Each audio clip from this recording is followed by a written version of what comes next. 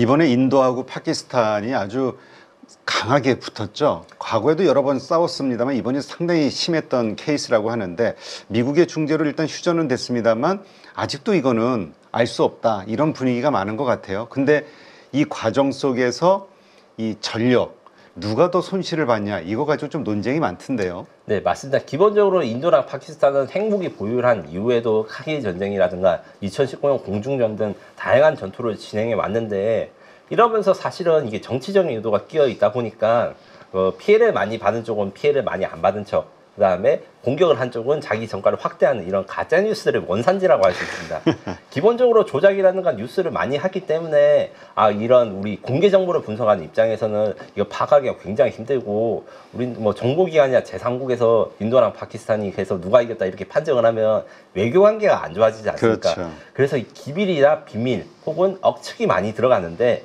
그나마 이제 상대방이 서로의 주장을 교차해가지고 공통된 부분 요 정도까지는 사실로 볼 수 있어서 여러 가지 취재를 한번 해봤습니다. 네, 일단 가장 크게 그 화제가 됐던 게 그 중국제 전투기 가지고 라파를 5대 격추시켰다 이거였던 것 같은데요. 이거 가지고도 이거 맞다 틀리다 뭐 논쟁이 좀 있어요. 네, 맞습니다. 맞습니다. 라파르 격추 사건은 5월 7일 인도의 오퍼레이션 신두루 작전 중에 일어난 것으로 알려지고 있는데 이 신두루 작전이라는 걸 설명하기 전에 일단 왜 이런 일이 벌어졌는지 짧게 설명을 드리자면 4월 22일에 인도의 카슈미르 관리 지역에서 이제 파알감이라는 곳에 테러가 있었습니다. 이 테러가 원래 많이 일어난 건데 대신에 카슈미르는 관광지였어요. 네. 그 관광객들이 많이 가서 관광객들 상대로는 테러가 없었는데 이번에 거의 처음으로 관광객들을 사용해서 잔인한 테러, 막 네가 코란 뭐 어떤 이슬람 규정 같은 율법 같은 거 못 외우면 막 그 자리에서 죽여버리고 이런 것들이 있어서 예전과 그 테러가 상당히 난리가 난 거예요. 뭐 인도는 그래서 뭐 인더스강 조약, 그러니까 인더스강의 사용권을 파키스탄과 나눠 간다 이런 것도 일시 중단하고 비자를 아예 없애버리고 하다가 결국엔 5월 7일 공격을 했는데 이때 공격 작전의 성공은 했지만 그대로 피해가 너무 컸다. 그리고 그게 그중에 핵심은 라팔이 격추되었다 이런 것이고, 처음에 파키스탄 공군이 말한 이 5월 7일 공중전은 어떤 거냐면 파키스탄 공군과 인도 공군이 합해서 120대에 달하는 전투기 서로가 이제 한 5, 60대씩 전투기를 출격시켜가지고 인도 공군을 격퇴했다 이렇게 말씀을 했는데, 파키스탄 주장으로는 라팔 전투기 3대, 미그 29 전투기 1대, 수호이 39 전투기 1대, 그 다음에 이스라엘 헤론 무인기 1대 이렇게 해서 6대의 무인기를 격추했고 6대의 비행기를 격추했고 파키스탄 공군은 한 대도 떨어지지 않았다 이렇게 이야기를 해서 사실 신빙성에 많이 의심이 있었습니다. 항상 이제 과장돼서 말하는 게 많았기 때문에.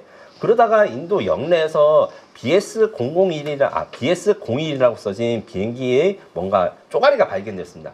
근데 이 BS-01이 뭐냐? 인도 공군이 처음으로 도입한 인도 공군용 라팔 1호기였던 것이죠. 아, 그래요? 그래서 라팔 한 대가 확실히 추락했고 그것이 격추되었다. 이 사실은 부정할 수 없었을 뿐만 아니고요. 어쩌면 라팔 3대가 다 격추된 게 맞는 게 아닌가 이런 의혹까지 있으나 이제 파키스탄 측은 이게 다 사실이라고 인도 공군은 아직까지 이야기를 하지 않습니다. 근데 보통 이야기를 하지 않으면 대체로 사실이 맞기 때문에, 그래서 공중전에 있어서는 파키스탄의 완승이다 이렇게 말하는 사람들이 많다 이렇게 정리할 수 있습니다. 네. 네. 아니, 그래서 이 전투기가 문제가 아니다. 그 조종사가 훈련이 안 돼 있고 실력이 부족한 것이다. 뭐 이런 의견도 나오긴 하더라고요. 네. 이게 대해서 이제 인도 공군의 조종사 실력이 훌륭하다고 한 주장에 있어서는 어떤 게 있냐면, 그 코프 인디아라 해가지고 인도 공군과 미국 공군이 한번 붙은 적이 있어요. 이때 인도 공군이 독특한 기동이라든가 여러 가지 선보여갔기 때문에 미국 공군이 많이 놀라고 연구를 했는데, 문제는 인도 공군의 그 스타일이 쉽게 말하면 탑건 스타일입니다. 이게 결코 칭찬의 의미가 아니라 영화 탑건에서 톰 크루즈가 화끈하게 적의 가까이를 보서 근접전을 하고 그 다음에 적의 꼬리를 물고 이런데, 사실 공중전이라는 것도 이거 어떻게 말해야 되나, 얍실하다. 치사한 사람이 생존할 수 있는 게 사실 공중전이라서 현대 공중전은 적을 보고 이제 서로 1대1로 당당하게 맞붙는 꼬리를 잡는 개념이 아니라 적이 원래 나를 알아차리지 못하도록 원래 뒤로 가거나 아니면 숨어 있다가 갑자기 기습 공격하고 이런 능력에 대해서 인도 공군이 떨어졌고, 여기 사실 현대 공중전의 트렌드에 맞지 않아요. 그래서 인도 공군의 용맹하고 그다음에 훈련 경험이 많고 그다음에 근접전 이런 고기동을 할 수 있는 능력이 있지만 현대전에 맞게 적과 이제 말하는 걸 숨기고 그다음에 자신을 은밀하게 감추고 이런 것들에 대해서는 좀 떨어지는 게 사실이었다 이렇게 평가할 수 있습니다. 네.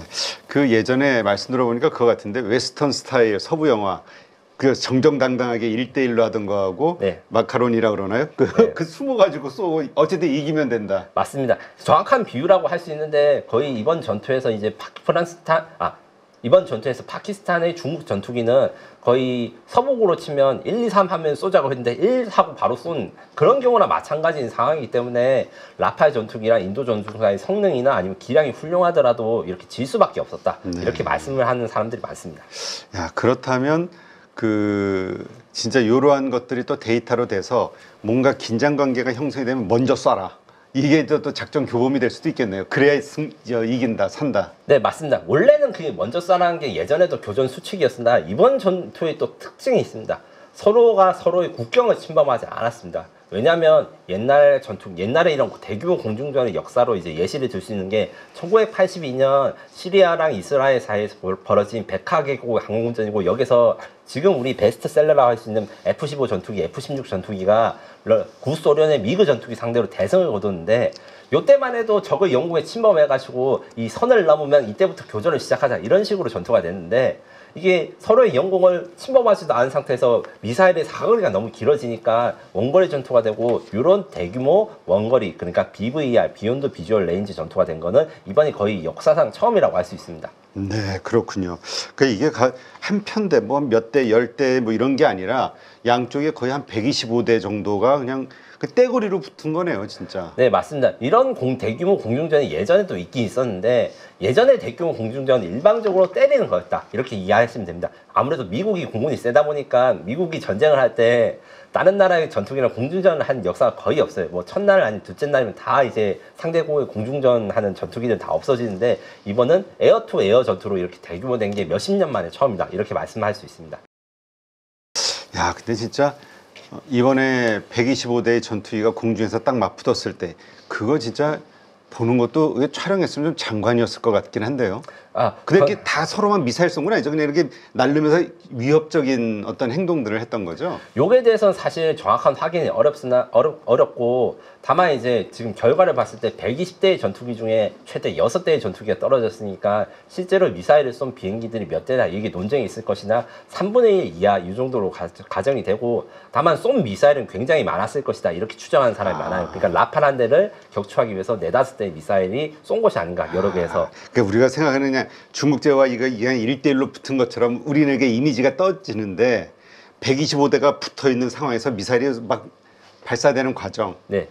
이게 좀 치사하게 싸웠다. 그러니까 저기 사거리에 들어갈랑 말랑 하면서 이제 왔다 갔다 와리가리라고 하는 표현을 좀 이 광석역은 아닌데 쓰는데 이런 식으로 전투하는 방식이 좀 있었던 것 같고. 그게 딱 상대가 사거리에 딱 들어오는 순간 미사일 쏘고 다시 빠져나가고. 네, 그런 저쪽에 못 식으로 오게. 예, 이게 사실 전법이 있습니다. 일격 이탈 전법이라 해가지고 예전에는 이런 것이 잘 쓰여지지 않았는데 말씀드린 대로 요새 그 미사일의 성능과 명중률이 굉장히 높아지고 있다 보니까 결국 먼저 쏴야 되는 상황. 그 다음에 적보다 적이 쏘기 전에 먼저 쏴야 되는 상황이기 때문에 이런 일이 벌어진 것이고 이 탑건의 세계가 사실은 없어진 게 이번 그 전투의 가장 큰 핵심이라 할 수 있습니다. 정정당당하게 내가 꼬리를 잡고 붙어서 상대방 조종사의 얼굴을 보면서 격투전을 한다. 이런 시대가 지나간 것이죠. 우리 소위 개떼 싸움이다. 뭐 이런. 아유, 맞습니다.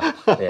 아니 근데 진짜 그 탑건 영화를 보면 그 미사일 쏘면 그 유도탄 가니까 뭐 나오면서 그 해가지고 맞고 하잖아요. 네. 그런 게 안 통하나요? 이제 현대전 미사일에서는? 그게 안 통하기 위해서 여러 가지 방법을 썼고 요게 대해서 좀 길게 말씀드릴 수 있는데 인도의 전자전과 정보전에서 패배한 것 중에 굉장히 사람들이 놀랐던 것이 프랑스의 라팔 전투기는 스펙트라라고 하는 통합 전자전 장비가 있습니다. 이게 어떤 거냐면 적 미사일이 온지 전파로도 감지를 하고 이제 적이 전파를 안 내는 미사일을 쏠 때는 스스로 적외선 카메라가 달려 있어서 근접해 있는 미사일에 대해서 막 경보를 내리는 아주 최첨단 장비입니다. 이런데 이게 라팔이 격추돼서 사람들이 놀랐는데 결국에는 이게 전자전과 정보전이 패배했기 때문에 라팔 개별 전투기가 아무리 성능이 좋아도 이렇게 졌던 것 같아요. 이 어떻게 패배했는지 이거 파키스탄 공군의 공식 발표에서 좀 충격적인 일이 있었는데 자신들이 나팔 전투기를 파괴했다고 주장하면서 인도군의 무전을 그대로 보여줬습니다. 아, 그냥 작전을 다 송신을 다 들은 거군요. 정보에서. 근데 우리가 이 정보 그러면 공중전에서 아까 얘기하셨던 그 조기 경보기 네. 이것이 그런 모든 지휘소 역할을 하는 거 아닌가요? 그 정도 뭐 각각 5, 60대씩 떴으면 네, 맞습니다. 지휘소 역할도 하고 더 중요한 역할도 할 수 있는데 아무래도 인도 파키스탄 이야기했을 때 파키스탄군이 좀 낙후됐으니까 어떻게 인도군의 정보를 알아냈습니까? 무전을 알아내고 어떻게 전자정보라 해가지고 각 비행기가 내는 전파들을 알아내서 이거는 어떤 비행기다 구별하는 것도 굉장히 어려운 건데 인도군은 그걸 못했고 파키스탄 해냈어요. 네. 그래서 일단 처음에 이야기되는 게 썰이 중국이 도와줬다. 중국이 인공위성을 동원했다. 장거리 레이더인데 요거는 사실 검증이 어렵고 그리고 인공위성이나 장거리 레이더로 이 멀리서 이거를 알아내는 것도 어려워요. 그래서 제가 지금 이야기하고 있는 것 중에서 주목할 게 조기 경보기고 조기 경보기는 레이더를 사용해 가지고 저기 멀리서 우리 연구원 침범한지 파악하는 것도 있지만 여기 ESM, 엘린트라는 새로운 장비가 있습니다. 이게 정보 장비인데 저기 우리 연구원 침범하거나 아니면 제가 어떤 전파를 내뿜는지 이거를 계속 분석해 놓고 하드디스크에다 저장해 놓고 난 다음에 어제 왔던 애가 오늘 왔던 애랑 같은가? 이 비행기가 미그 29인가? 라팔인가? 이런 구별하는 데이터베이스를 쌓아놨습니다. 이렇게 되면 레이더를 켜지 않아도 원거리에서 어디 공군기지에서 비행기가 이륙했는데 이게 미그 29다. 아니면 몇 번 기가 탔다. 이것도 구별할 수 있게 되는 것이죠. 네. 이 역할에서 지금 조기 경보기가 역할을 한 것으로 보이고 그 스웨덴 샤브 2000 LEI라는 조기 경보기가 있습니다. 이게 스웨덴이 한국에서도 지금 조기 경보기를 판매하려고 하는데 이 파키스탄이 이 조기 경보기를 굉장히 좋아해서 원래 9대를 가지고 있었어요. 대한민국이 4대밖에 없거든요. 조기 경보기가. 파키스탄이 상당히 많이 가지고 있네. 2배 이상이니까. 예, 그리고 중간에 탈레반이 공격해서 한 대 부서지니까 그것도 다시 사고 해서 굉장히 인기를 끌었는데 아마 파키스탄이 이번에도 활약을 했으니까 좀 앞으로도 더 사게 될 것이고 반대로 인도 공군은 이 LEI 전투기에 대해 LEI 조기 경보기에 대해서 아주 눈의 가시로 보고 있어서 어떤 작전을 했냐면 그 파키스탄을 공군기지를 타격했는데 전투기로 공격하다가 지금 떨어졌잖아요. 그래서 이제 브라모스라고 하는 지상에서 발사하는 초음속 크루즈 미사일로 이 파키스탄의 LEI가 있는 경락고를 정확하게 때려서 파키스탄 군인과 그 지휘관 스쿼드론 리더까지 사망하는 사건이 있었습니다. 아, 그렇군요. 하긴 뭐 그냥 우리가 대충 국력을 비교하게 되면 파키스탄은 좀 어려운 경제도 어렵고 인도에 비해서 인도는 좀 더 뭐 빈부격차는 심하지만 그래도 대국이라고 생각을 하고 있는데 좀 반대의 결과가 나왔군요. 네. 그리고 사실 이거에 대해서 이제 좀 남들이 이야기 안 한 게 공중전에서 워낙 파키스탄이 이겼으니까 파키스탄에 피해가 없다고 생각하시는데 제가 앞서 말했듯이 한 대에 1,000억 원이 넘는 조기 경보기가 이제 지상 공격에 파괴되고 인도 공군이 공습을 파키스탄에 대해서 많이 한 건 사실이라서 지상에 있는 초소라든가 뭐 이런 진지 공군기지들이 공습당한 거는 위성 영상으로 확인이 돼요. 그게 그 공대지 공격 능력은 상당히 있다. 하지만 공중전 항공기 라팔이 한 대에 1,500억인데 만약에 6대가 떨어졌다고 하면 이게 어마어마하거든요. 그 다음에 국가적 자존심이 작살이 납니다. 그렇죠. 그렇기 때문에 인도가 군사작전에선 성공했을 때 그 희생이 너무 컸다. 이렇게 볼 수도 있다라고 말씀드릴 수 있습니다. 네.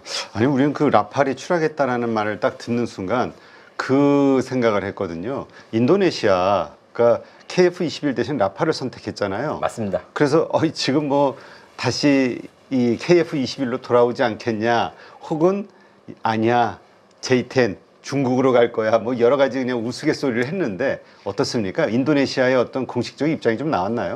인도네시아의 공식적인 입장은 없고 저는 인도네시아 언론인들 항공우주업계 관련된 분한테 이야기를 했는데 라팔을 우선순위를 한 것보다 KF-21을 먼저 구매해야 된다 이런 여론이 있는 것은 사실이나 현재 지금 대통령의 경우에는 전투기 구입 자체에 대해서 어려움을 겪고 있는 상황입니다. F-15EX, 라팔, KF-21을 동시에 계약을 해야 되기 때문이고 KF-22 계약도 해지된 게 아니거든요.